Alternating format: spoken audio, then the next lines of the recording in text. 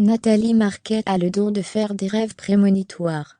C'est grâce à ses songes que son défunt mari Jean-Pierre Pernaut a consulté pour son cancer.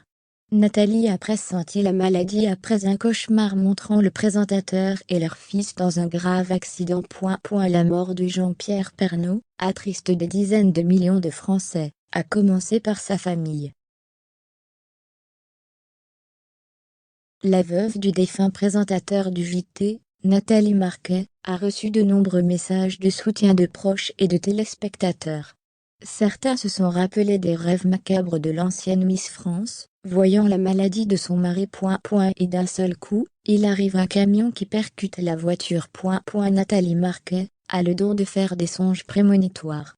Elle l'a révélé pour la première fois dans son livre « Moi j'y crois », sorti le 16 septembre 2021, aux éditions Guitre et Daniel éditeur.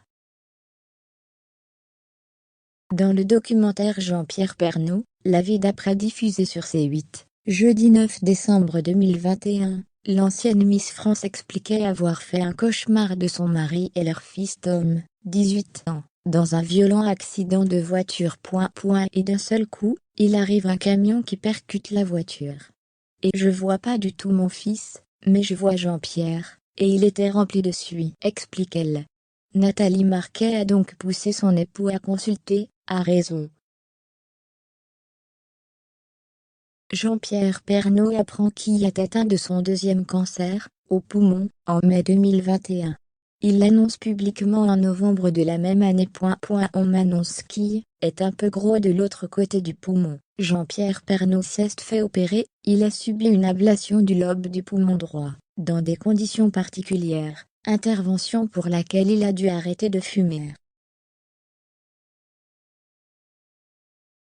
Le présentateur du journal de 13h de TF1 se pense alors guéri, mais son épouse a eu un nouveau mauvais pressentiment. J'ai fait un cauchemar sur des feuilles d'automne qui tombaient.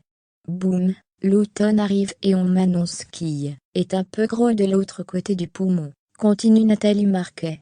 Effectivement, l'autre poumon de JPP est touché, et la tumeur est bien plus importante, à 3,5 cm. Ce serait trop lourd pour ma petite santé, on ne peut pas faire une deuxième opération. Donc on a entamé une radiothérapie.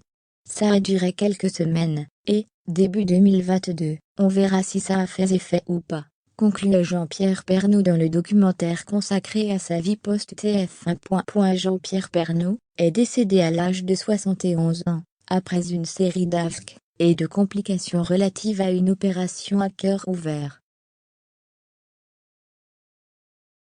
L'homme qui s'était également battu contre un cancer de la prostate, en 2018, avait été placé dans un coma artificiel à l'hôpital européen Georges Pompidou, dans le 15e arrondissement de Paris.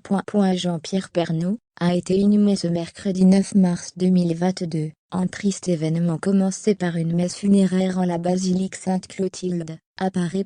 Le défunt avait 4 enfants, l'influenceuse Lou, 19 ans, et Tom, né de son deuxième mariage avec Nathalie Marquet, et Olivier et Julia, fruit de son premier mariage avec Dominique Bonnet.